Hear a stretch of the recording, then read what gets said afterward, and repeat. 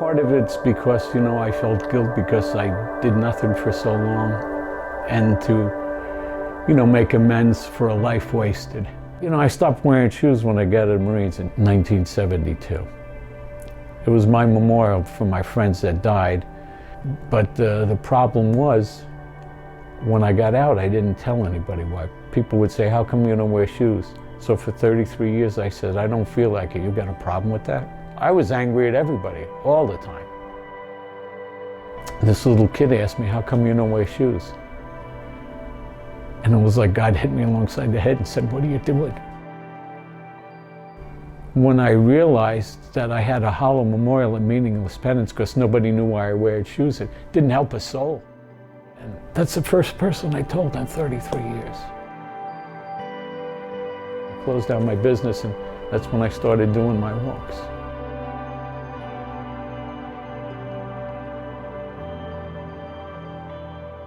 I did the walk, the Appalachian Trail barefoot. People went out there to find themselves. It was like America's answer to a vision quest. So while I'm out there, I meet a lot of veterans with the sick trying to find themselves and trying to find peace because they had the time and they were, they just didn't fit here anymore. Physically, it was tough. They took a picture of my feet halfway through the trail, and because I thought they were fine. They looked like, the way the guy wrote it, they looked like swollen red sausages. They were just all gnarly. My sister said when Mom saw that picture, she cried. I was so driven to do it and make a statement in a way that somebody would hear it and notice it. So I was going to do it if I had to call. More than halfway into this walk, my legs went numb because my spine compressed. I got off the trail, but it was one of the hardest things I did because a father had called me that lost a son to suicide, and I felt like I let him down because I hadn't completed it. And he forgave me, but I couldn't forgive myself. It's hard to say, you're going to quit when a guy loses his son. Oh, my feet hurt? You're going to quit? My son died.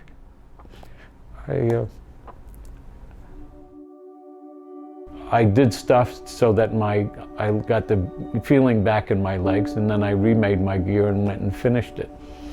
And then I met that father. But that was physically demanding. When I walked across the country barefoot, that was brutal. Because I wore that sign that says 18 vets a day commit suicide. That's what it was at the time. And I thought that we would have all the mothers and fathers and brothers and sisters that ever lost anybody to suicide would sign that petition. We'd storm Washington and get mandatory counseling for everybody. Our first mother I met stood there on the ground like she was shot there.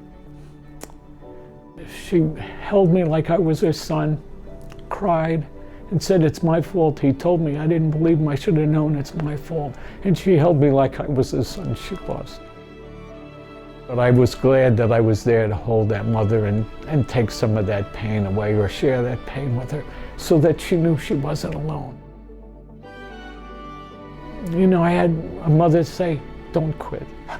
I'm not going to say no to a mother. I couldn't do it. And so I wasn't prepared for that walk because that's what I saw every day. If I didn't have some kind of belief or faith or mission, I would have killed myself.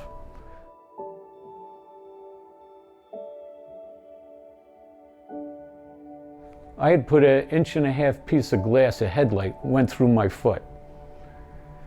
And I pulled it out, and it was a real bad neighborhood. I packed it with dirt and kept walking, and I had gotten thrown out of a government building, and I'm walking feeling sorry for myself, and I called my brother, and I said, and my brother says, well, nobody asked you to do this.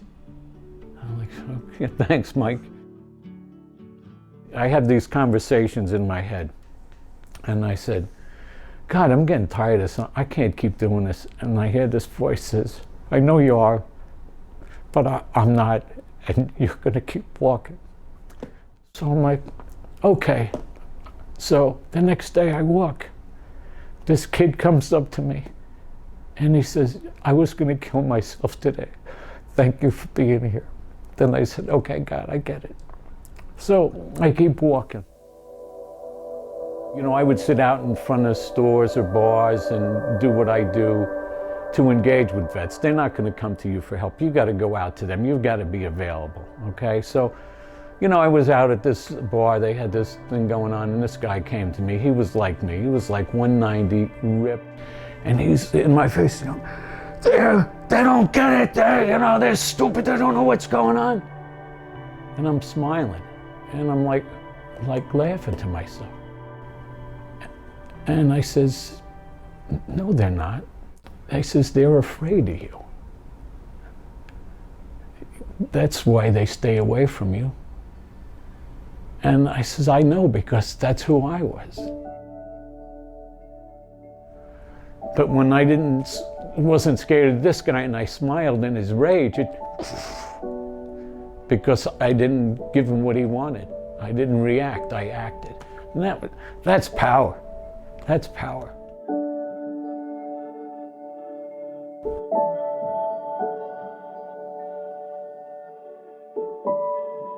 Since I started doing that breathing, it helps me get into that place to be still, just to be still and quiet. My anger can flare up every once in a while. So if I can just calm down and go to that place and just breathe and be still, then, you know, that's just one more tool to help me be a better person, you know. I'm always looking for ways to improve, because the more tools I have, the more I can help, the more I can do. I have guys that I help out now, and basically I talk to some of these guys on the telephone or whatever, but you know, now they have a purpose, now they're doing something, now they have a goal. And they don't have to be depressed or think about things, because now they have something they put their energy into and they're thinking about and they're doing that brings them joy. When I walked across, a homeless guy said to me, he says, you know what, if you can do that, I can do something. You know, I didn't do anything for him, I inspired him, because he said, wow, here's a guy, you know, walking over 3,000 miles barefoot across the country. You know, I can do something. We each have a gift, I feel. You know, like mine is being an exhibitionist, and I can walk and I can talk and I care. I kept walking with that sign after I got off the trail. I walk 5 days a week, you know, I don't do 7. People that say, oh, I want to help somebody, but they're going to sit there and wait for you to come to them. No, I'm going to go out there, so you know I'm available. And you can come to me anytime you want, because I'm there. And I'll track you down if you're in trouble, you know. That's my mission. That's my purpose. And without that, what am I? Well, you know, what am I doing to make this world better?